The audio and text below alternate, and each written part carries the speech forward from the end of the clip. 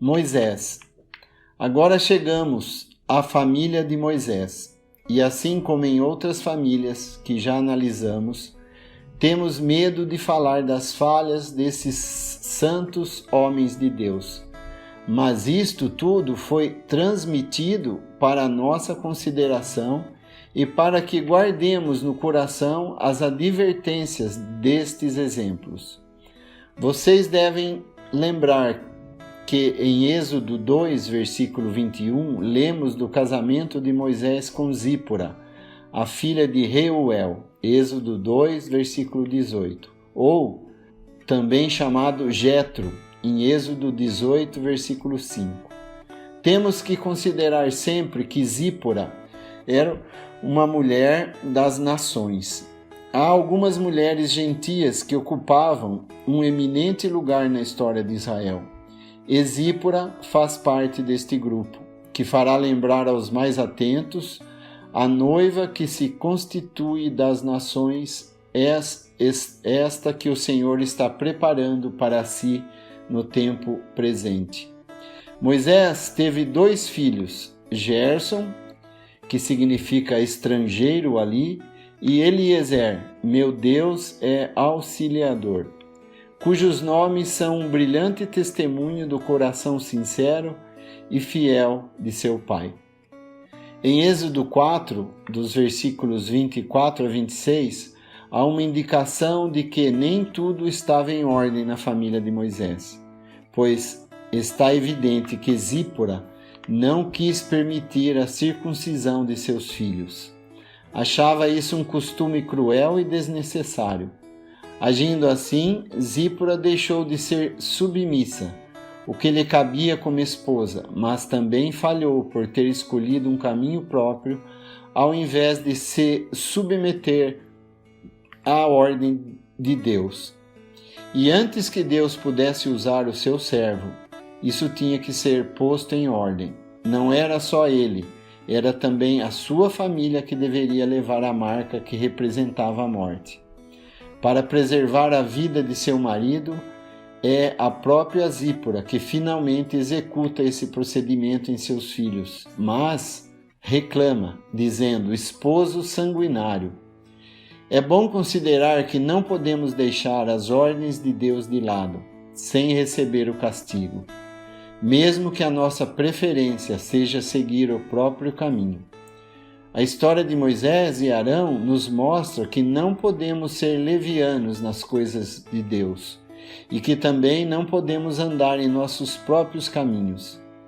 Realmente é um bom sinal quando pai e mãe reconhecem unânimes que a morte e o derramamento de sangue são a única parte que, segundo o princípio de Deus, toca à nossa descendência.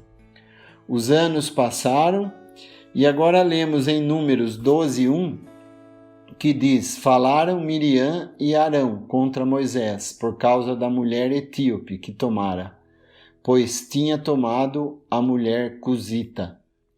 Sabemos que o Senhor, por isso, repreendeu seriamente Arão e Miriam. Miriam, por ter falado contra Moisés, foi severamente punida com lepra, mas nem por isso a atitude de Moisés foi justificada. Quero lembrar que foi Moisés, o escritor, que Deus usou para escrever os 5 primeiros livros da Bíblia. E podemos notar como confessa esse fato quando ele acrescenta: pois tinha tomado a mulher cusita. Não sabemos se Zípora já tinha morrido ou se Moisés tinha agora 2 mulheres. Quando casou com Zípora, não havia condições para que tomasse uma mulher de seu próprio povo.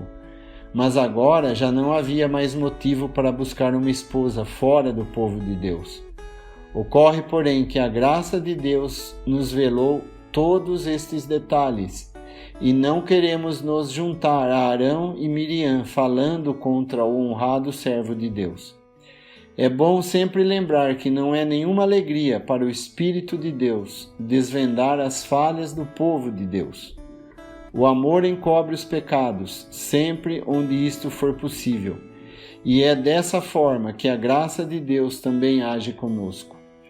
Ainda que tanta coisa permaneça oculta, essas poucas indicações da vida familiar de Moisés talvez sejam indícios de um mistério muito triste, do qual muitos hoje talvez nem estejam conscientes.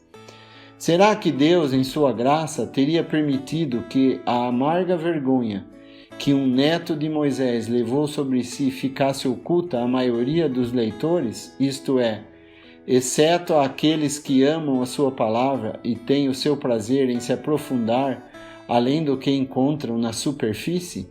Seja como for, ao lermos Juízes 18, versículo 30, vamos nos deparar com estas tristes palavras. Os filhos de Dan levantaram para si aquela imagem de escultura, e Jonatas, filho de Gerson, filho de Moisés, ele e seus filhos foram sacerdotes da tribo dos danitas, até o dia do cativeiro do povo. Se esta versão está correta, a tradução da Septuaginta diz Manassés. Porém, autoridades em judaísmo sustentam a opinião de que o texto tenha sido adulterado. Então, o primeiro sacerdote de ídolos do qual temos notícia em Israel seria um neto de Moisés. É triste demais falar sobre isso, e talvez até seja melhor não comentar. Vamos deixar o fato tal como Deus o relatou. Mas isto não nos adverte a nós, pais? Tanto faz a posição que ocupam, e ainda que Deus oculte muitas coisas diante das pessoas, chega o dia em que temos que colher os frutos de nossa própria loucura. À parte das coisas tristes, também encontramos algo agradável.